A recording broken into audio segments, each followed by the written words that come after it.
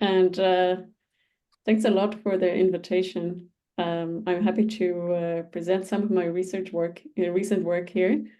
And I think this is a wonderful forum, so thanks also for setting it up and keeping it going for already 2 years, I just heard. So today I would like to talk about some of my recent work. As you know, over the last 15 to 20 years, genome-wide association studies have identified many thousands of genetic variants that are linked to common diseases and traits. And in this video, you can see that there's been an explosion of associations and they're located across the genome. And I'm not just not updating my video, but they actually stopped making the rest of this diagram because it became way too large to show it in this format. And the idea behind GWAS is that these associations between genetic variants and diseases can help you understand these diseases because they will tell you the genes that play a role in each disease. But it turns out that only 3% of these variants lie within exonic regions of the genes, where it might have an effect on protein structure.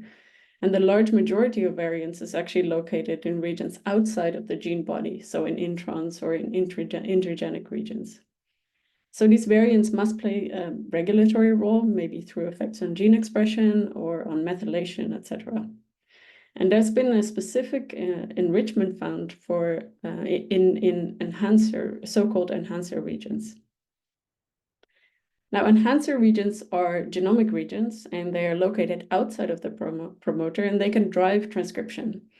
So normally the genome is very tightly folded, but genes have to be open and accessible for any transcription to occur. So what happens is transcription factors bind to these open enhancer regions to initiate transcription. And the canonical way that we think about how this happens is through loop formation, where the enhancer is brought in close proximity to the gene promoter, and that recruits a bunch of transcription factors and transcriptional machinery in order to start that transcription.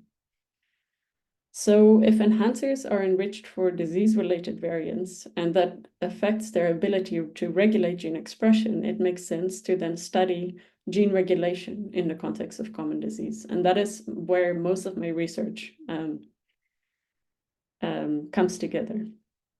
So one of the ways that we can understand gene regulation is through gene regulatory networks. So if we go back to this picture and we want to turn it into a network of connections, you could make this into a tripartite network structure, where transcription factors connect to these enhancer regions, and then enhancer regions again connect to their downstream target genes. And during my postdoc, I helped to develop a method to make such networks.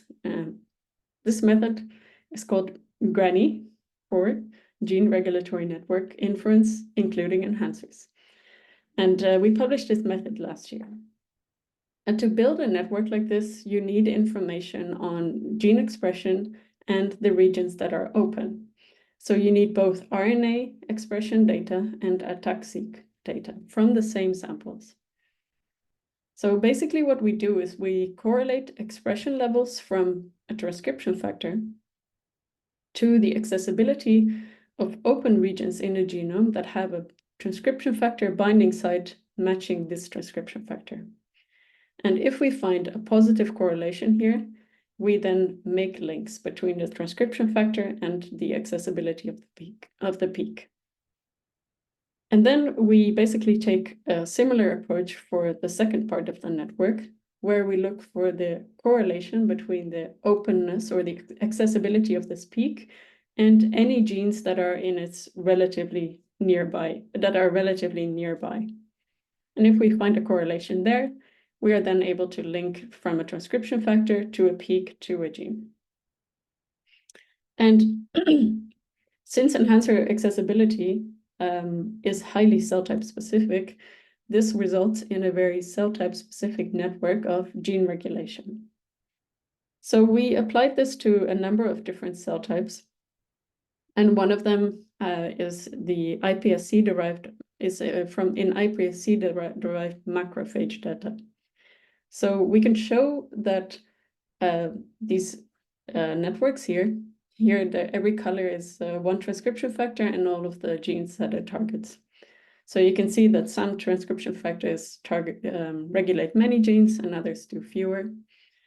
And one thing that we wanted to make sure is that these links that we found, that they were actually, that we could validate them.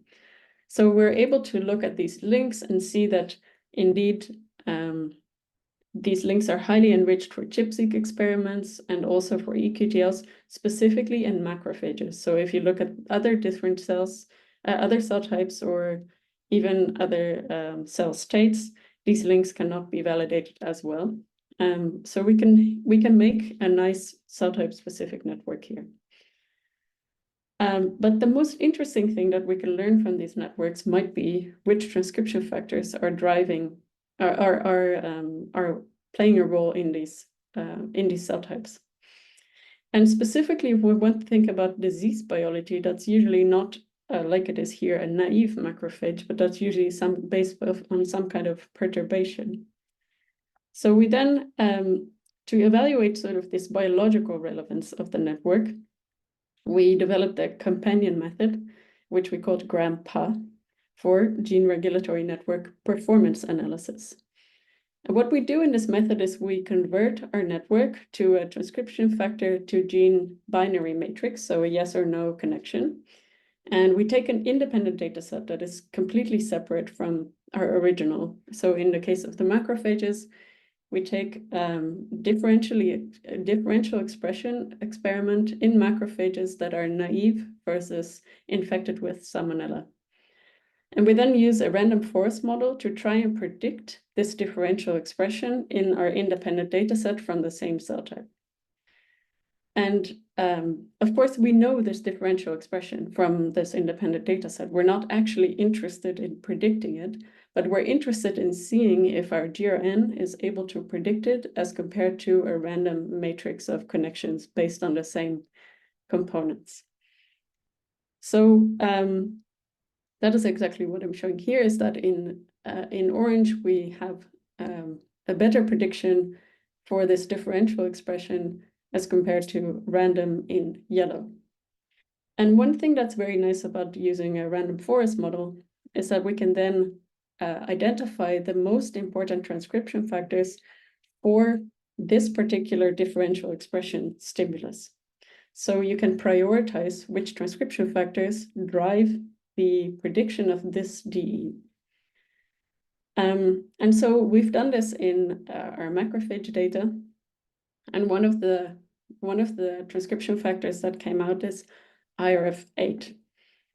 So here I'm showing over here, these are all of the genes that are connected to this IRF8 transcription factor in the macrophage networks. But what you can also see is that we found this same exact transcription factor in a network for T cells and also in a network for AML cells. But there's almost no overlap here. So what we found is that this particular transcription factor, IRF8, seems to regulate two almost completely independent sets of target genes. And indeed, that was also shown in an independent study where they performed a knockout of IRF8 in AML. And these genes are the ones that we find in our AML network, but they're not the ones we find in our macrophage network. So this allows us to get these really cell type specific networks, and we're even able to identify transcription factors that are important for particular processes.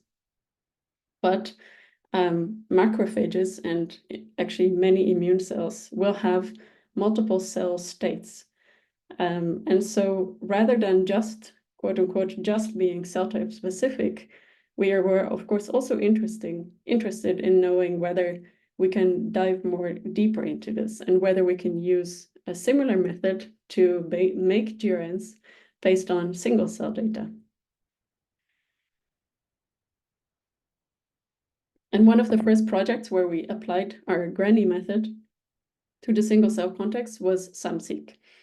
So in this method, we developed a technique to barcode both ATAC and RNA reads from the same cell with the same sample index. I'm not going to go into this in a lot of detail, but the data or the method is published on, it's pre-printed on the bioRxiv at the moment. But the point here is that we can pool samples and then overload the 10x chip. And so you can use multiple experiments in one chip. And so you can very efficiently use this data, and you can read out which read comes from which cell by combining the droplet barcode from the microfluidics with the sample index from the barcoding at the beginning. And so as a showcase of this method, we used our trusty system, the iPSC-derived macrophages. And in this case, we stimulated them. So we stimulated them with two sets of stimuli, LPS and interferon gamma, to simulate the M1 macrophage pro-inflammatory phenotype. So these are macrophages that go into a pro-inflammatory state. And then we also stimulated them with IL-4 to push them towards an M2 anti-inflammatory state. And both of these states occur in our bodies at different times, depending on what's required in your body. And we followed these we followed these macrophages post-stimulation at 1, 6, 10, and 24 hours. So each time point and each stimulation could be considered one sample in this case. And what we did then is to use these samples. Here, these are all of the cells. So you can see that from the blue 0 time point, the M2 polarization is, there's an effect going upwards. It's not as strong, but the M1 polarization is very clear. And the biggest shift is actually between 1 and 6 hours. I know that UMAPs are not the end-all and be-all. We've done more than just UMAPs. But what we have done is basically use all of these different samples, or all of these different samples and experimental conditions, and treat them as if they were samples to calculate these correlations that I talked about before in the GRN. And so when we make a gene regulatory network with the GRANIE method applied to the single cell data, this is the GRN we get. So what you can immediately notice is that this is a very highly integrated GRN with a set of central transcription factors, and these are known to drive M1 polarization. And indeed, we actually find that this GRN mostly captures that M1 response, which is also where the largest amount of variation is in our data. So we've shown then that this GRANIE method works at the single cell level. And one thing that was really nice here is we looked at a specific transcription factor called STAT1. So if we look along the time of M1 polarization, we observe that the genes that are connected to the STAT1, they basically go up steadily across the polarization. And if we look at the chromatin activity, so the openness of the regions that are binding to this transcription factor, we see a similar pattern. But then we realize that there are actually two different transcription factor motifs for STAT1. And when we split those two out, it's very clear that the regulation between these is different, because there's one motif that becomes active in the beginning and then goes down, and there's another one that goes active a little bit later. So it turns out that if we look at this interferon gamma stimulation, initially STAT1 forms this homodimer. So it finds another STAT1, and this homodimer binds to this particular motif, and it regulates a small number of genes. And later, and we think perhaps in part due to autocrine signaling, STAT1 then goes into a heterodimer state, and it merges together with IRF9, where it forms this ISGF3 complex. And this complex binds somewhere entirely different, and it actually also regulates an entirely different set of genes. And this complex seems to be driving this transcriptomic response along the M1 polarization. And then if we look at these GRN open regions, so these enhancers, we wanted to see if we see an enrichment of disease variants, and that's the case. We see a very clear enrichment of immune traits using LD score regression. And some of these enrichment, or actually many of these enrichments, are specifically driven, it seems, by this ISGF3 complex. So they are located in enhancers that are regulated by these 3 transcription factors. And one specific example we just wanted to dive into, we found a genetic variant that is located in the intron of the CD40 gene. And this genetic variant is associated to inflammatory bowel disease through GWAS. And what we found is that this CD40, or what's known is that this CD40 gene is expressed in macrophages, but it seems to actually activate T cells through a CD40 ligand interaction. So the expression of CD40 induced by interferon gamma could initiate this chronic inflammation that we see in IBD, where the macrophages go into this M1 pro-inflammatory state. And while this is not entirely new biology, it's known that this ISGF3 complex was known to play a role in macrophages. It kind of showcases how we can link this genetic information to gene regulation. So I've given a couple of examples where the GRN leads us to find a transcription factor that comes out being linked to disease. And that's basically where I want to go next. So can we actually perturb transcription factors to try and figure out what happens downstream? I first want to give you a small example of a study that I worked on during my PhD, which you might call a natural variant of this perturbation experiment, because transcription factors can, of course, be perturbed by genetic variants that simply occur in the population. So within this EQTLGen consortium, we studied which genetic variants affect gene expression levels in whole blood. And one interesting example that we found revolves around REST. So REST is, so we found a variant on chromosome 4, which is just located just outside of the REST locus, and it's downregulating the expression of REST. And REST is a transcription factor. And what we also found is that this same variant is affecting many genes that are located across the genome, and they're all upregulated. So they're trans effects, so they're not direct effects. And first we wanted to know, well, if there's this effect on REST and there's effect on all of these genes, is there a connection there? So indeed, we found that many of these downstream trans genes were known targets of that transcription factor REST, and there was a big enrichment of binding sites. So then, of course, we wanted to know what these genes do. Is there a molecular process that they're involved in? And it turns out that all of these trans-EQTL genes, they seem to function in the brain. So they're usually highly expressed in the brain.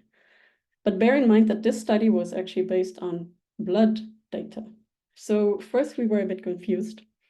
And then we realized that REST actually is a silencing transcription factor. So its role is to make sure that brain-related genes are not expressed in any tissue except in brain. And what happened here is that the genetic variant slightly downregulated this REST expression in blood. And as a result, all of these REST repressed genes were not as repressed as they should have been in blood, and we found them upregulated in blood. So these genetic variants, I think, can be thought of as natural perturbations of the system, but if their effect is too harmful, they will not be present in the population. And so then it's harder to study them. What we can do then is to look at more direct perturbation of transcription factors using CRISPRi, or CRISPR interference. So traditional CRISPR, it will target a specific locus based on a guide RNA and then introduce a double-stranded break. And in CRISPRi, instead of doing a break, you actually repress that region. So you repress the transcriptional activity there. So if we look at if we go back to our canonical loop, what we can do with the transcription, with a CRISPRi, is to downregulate or to interfere with the expression of transcription factors. And that's the approach that we took in a project that I've been working on with Umut Yildiz and Mikael Martinen. This is an ongoing project. I'll be sharing some results, but it is still a bit preliminary. I thought it would be interesting to get into some ongoing work as well. So schizophrenia is a highly heritable mental disorder, but the molecular mechanisms, like for many of the major psychiatric diseases, are not fully understood. What we do know is that genetic studies have shown that neurons are the most relevant cell type for schizophrenia. Epigenetic regulation seems to be at the core of this disease, and there is some indication that neuronal differentiation and effects in early brain development already play a role. So we set out in this project, we set out to answer the question of how a perturbation of a schizophrenia risk gene affects gene regulation and differentiation. So the setup of this project is we started with gene selection by looking at many different schizophrenia candidate genes, differential expression, differential transcription factor activity, you name it, we looked at it. And then we ended up with 2,000 genes, which was way too many to test. So we ended up selecting transcription factors, known transcription factors, and epigenetic regulators, so that we end up with a list of 65 regulators. And for each of these, we designed 4 guide RNAs and 15 non-targeting guide RNAs. Yes, then we use a CRISPRi system based on, so iPSCs that are already expressing CRISPRi. We use lentiviral transduction to get the guide RNAs in there and then select the cells that have something, that have one of the guides. And then we use we differentiate these iPSCs into 2 different populations, neuronal progenitor cells and neurons. And from these 2 different populations, we then use a single cell profiling strategy, similar to SAMseq that I showed before, although slightly different. But we do get both ATAC and RNA data from both of these NPCs and neurons. Just to keep in mind that these ATAC-seq and RNA-seq things here are independent experiments that need to be integrated. And we did that integration of the modalities and also of the cell type using GLUE. This performs the dimensionality reduction for both data layers such that they can sort of be understood in the same space. I'll be showing this UMAP a bit more. So just for you to remember, neurons have dendrites and axons, so they're a bit spiky, and the UMAP is 2, whereas NPCs are progenitor cells, so they look more round, and so does the UMAP. So that's an easy way to understand. So if we cluster this data to kind of understand the structure of it, we noticed this one weird cluster. This one here, you can already tell kind of here. These are cells that come from the neuronal experiment, but they clearly cluster with NPCs. So we wanted to know what's going on here. And we realized the way we wanted to look at this is to use an independent data set where we have a time course of iPSC differentiation all the way to neurons. And what we can basically see here, I know this is a lot, but the main thing to keep in mind here is that this neuron 12 cluster, it really also transcriptionally really behaves like NPCs. And so we wanted to know whether there's a perturbation that affects this neuronal differentiation, because it seems that there's this cluster neuron 12 that is supposed to be differentiating all the way to neurons, but rather it's delayed and it kind of stays stuck in this progenitor phase. And indeed, we see that there are several perturbations that are enriched in this neuron 12 cluster. One of them is CAT5, and this is one of the hits that we're looking into a bit more deeply. So if we look at NPCs with a CUT5 knockdown, they actually show a continuous deficit in cell growth. And we also see that there are some alterations in cell cycle state. And so we're thinking that CUT5 somehow affects the proliferation and cell cycle, and that's why it plays a role in this. And this that's why we see this delay of the cluster that is supposed to become neurons. So with that, I would like to conclude. Gene regulatory networks, they identify cell type specific regulatory links. And if you use single cell profiling on top of that, you can really look into these specific cell states and transitions. I like to think of EQTLs as sort of natural perturbations of this regulatory machinery, and we can complement that by doing experimental perturbations like CRISPRi. And I think in my work, at least, transcription factors seem to be really central players in disease development. So that's something that I'm working on. With that, I would like to thank all of you for your attention. All the work that I've presented here has been collaborative. Most of it was done at EMBL during my postdoc. So I'd specifically like to thank my mentors and my colleagues in Heidelberg, as well as my new colleagues in Rotterdam. I've recently started there and I will start recruiting soon, so get in touch if you're interested. And thank you all for your attention. I'd be happy to take any questions.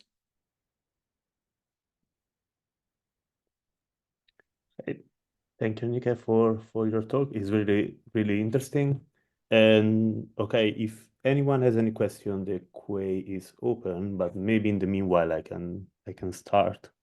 So I'm computational, but like I would like to have like an idea. So in your transcription factor like project from sample from blood people, like how common is like to have a transcriptor factor like mutated in a person? It's only like usually few of them, so you can actually distinguish which one are actually targeting specific gene, or is a lot together, so there could be also false like correlation or like cross correlation between those that. Yeah, you mean if you're asking about this genetic perturbations or genetic variants as like natural perturbations, Yeah, right? it's like how like often you see like in a sample like.